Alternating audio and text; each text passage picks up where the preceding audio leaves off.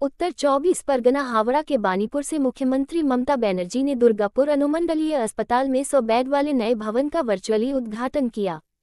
गौतम है कि दुर्गापुर अनुमंडल अस्पताल में अन्य जिलों के साथ साथ अन्य राज्यों से भी लोग यहां चिकित्सा के लिए आते हैं। कभी कभी ऐसा भी होता है कि अस्पताल में बेड कम और मरीज ज्यादा हो जाने से एक बेड पर 2 मरीजों को एक साथ रखा जाता था। इस समस्या को देखते हुए राज्य सरकार ने 100 बेड वाले नए भवन का उद्घाटन किया। राज्य सरकार की इस पहल से शहर वासियों में खुशी देखी गई। उक्त कार्यक्रम में मुख्य रूप से उपस्थित थे श्रम एवं कानून मंत्री मोलाई घटक, पंचायत एवं ग्रामीण मंत्री प्रदीप मजूमदार, विधायक पांडेश्वर नरेंद्र नाथ चक्रवर्ती, अड्डा के अध्यक्ष सह विधायक रानीगंज तापस बनर्जी, अड्डा के वाइस चेयरमैन कवि दत्ता, आसनसोल दुर्गापुर कमिश्नरेट के आयुक्त सुनील कुमार चौधरी, जिला शासक एस पनोबलम, महकमा शासक सौरभ चटर्जी, दुर्गापुर ईस्ट के उपायुक्त अभिषेक गुप्ता, डीएमसी के commissioner Abdul Kalam Azad, health MIC Rakhi Tiwari, MIC Dipankar Laha, Durgapur sub divisional अस्पताल के सुपर धीमान मंडल आदि गणमान्य अतिथि उपस्थित थे। कार्यक्रम में उपस्थित सभी अतिथियों को अस्पताल परिवार की ओर से सम्मानित किया गया।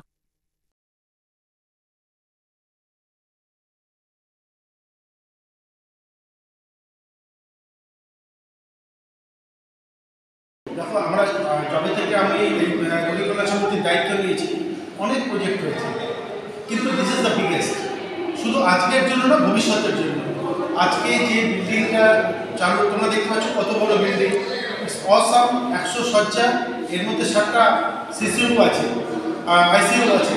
এছাড়া আমরা এখানে যেটা মেডিকেল ফিমেল মেল ওয়ার্ডগুলোকে আমরা এখানে শিফট করে আনবো। নিচটা পুরো এমার্জেন্সি অ্যান্ড এভরিথিং যা আদার সার্ভিসেস হয়। আমরা কিছুদিন আগে দেখেছো আমরা কত বড় আউটডোর ইউনিট চালু করেছি, কদিন আগে, এক মাস আগে। এবার আজকের দিনে এই বিল্ডিং যে চালু হলো পশ্চিমবঙ্গ সরকারের পদান্বতায়, এটা তো আমরা মানে সত্যি আমি নিজের দুর্গাপুরবাসী হিসাবে খুব কৃতজ্ঞ।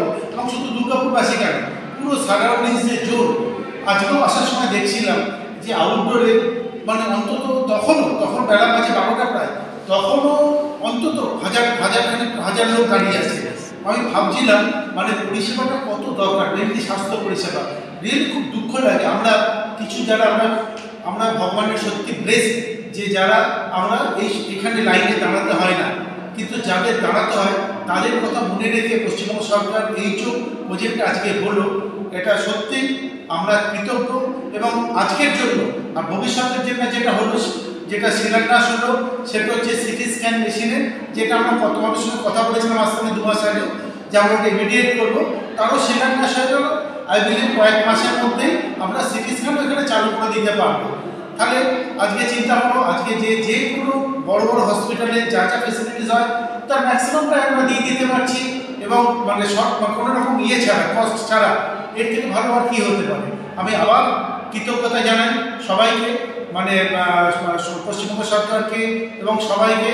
এবং আমরা যেন এটা মেনটেন করতে পারি, সেটা কিন্তু আমাদের সবার দায়িত্ব। এই যে এত সুন্দর প্রজেক্ট আছে, আগের হসপিটাল আজ থেকে 5 বছর আগের হসপিটাল আর আজকের হসপিটালের মধ্যে অনেক ডিফারেন্স। তোমরা নিজেরা আমরা সবাই দাঁড়িয়ে বলাবলি করি, কিন্তু সেটা মেনটেন করার দায়িত্ব কিন্তু শুধু সরকারের বা রোগী কল্যাণ সমিতির নয়, এটা সবার কিন্তু দায়িত্ব সমান। আমরা সবাই মিলে দেখবে যে যাতে আমরা এটা মেনটেন করতে পারি। বলছি এটা আমার মনে হয় খুব বেশি দিন 15-এর মধ্যে আমরা এটা অপারেশন চালু করে দেবো। আউটডোর ইউনিট যেমন আমরা আজ থেকে ধরে 1 মাস আগে চালু করেছি, তার পরের দিন থেকে আমরা অপারেশন ওখানে চালু করে দিয়েছি। এখানেও এটা লেটেস্ট 15 দিন থেকে 20 দিনের মধ্যে চালু হয়ে যাবে। আমাদের বেড ফেড সব চলে এসছে, সব তোমরা দেখেছো তো, সব সিসিউ সব সেন্ট্রাল এয়ার কন্ডিশন এভরিথিং। তো এসব মানে আমার মনে হয় 15 দিনের মধ্যে সব চালু হয়ে যাবে। সিটি স্ক্যান যেটা